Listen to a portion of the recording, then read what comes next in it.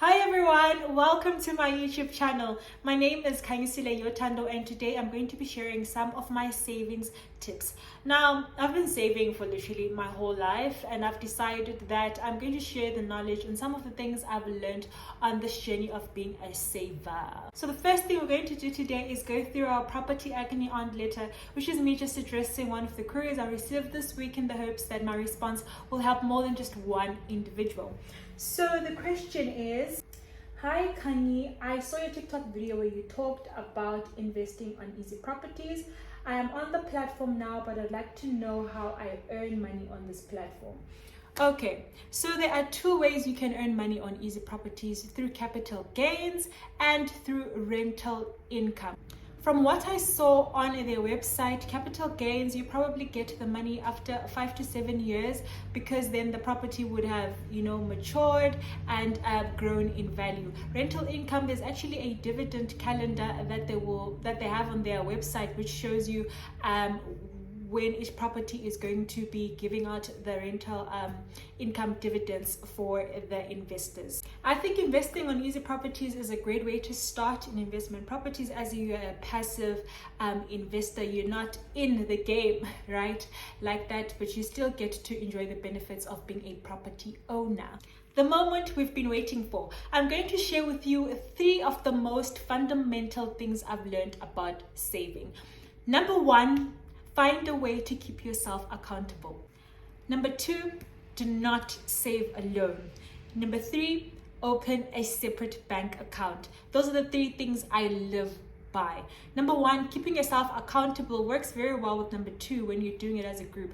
So what I usually do is in most of my friendships, I have got savings challenges, which are my own personal goals, but because I've realized that it's easier when you do it with other people, you get to share the burden of not having money, and also you have people to keep you accountable. Basically, what I do in most of my friendships is we're going to have a savings challenge, whether it's 20 Rand, 1,000 Rand, however much we decide to commit for the year. Then what we do is each and every month end, we send each other a screenshot of our bank balance to show that we are actually sticking to the savings challenge. This always works, because no one wants to be the culprit. Everyone just wants to save up and be the good kid. So that is one of the ways that I have made sure that I stick to my own savings challenges. The third one, about opening a separate account for savings, I'm going to tell you what I am doing, and I'm going to tell you about some of the options that are also out there.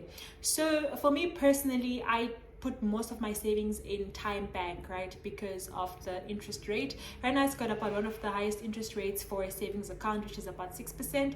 So it's great if you want to save money, right, by just opening a goal save. I'm not going to go into that because you can check out all that stuff on their website. So I opened this account specifically for savings. Each and every month end, I take money out of one bank to another to make sure that there is a clear distinction.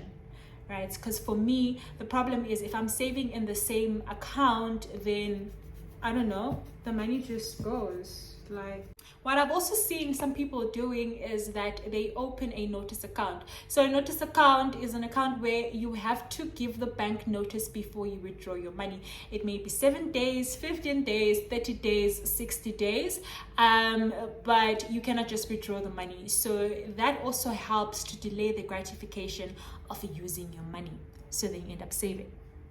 Now that I've told you my 3 golden rules, I'm going to tell you the most important one. Have your life in order if you want to have a successful savings journey. By that I mean you cannot have a successful savings journey if your other accounts are not in order. So if you do not have an emergency account but you have a savings account, an emergency is going to come and you're going to be tempted to use your savings money to cover the emergency because it is an emergency and you need the money. You get. So before you even get into a savings challenge, I suggest you have a plan for all your expenses. Make sure that your expenses are paid off on a monthly basis so that you're not forced to be jumping into a savings account.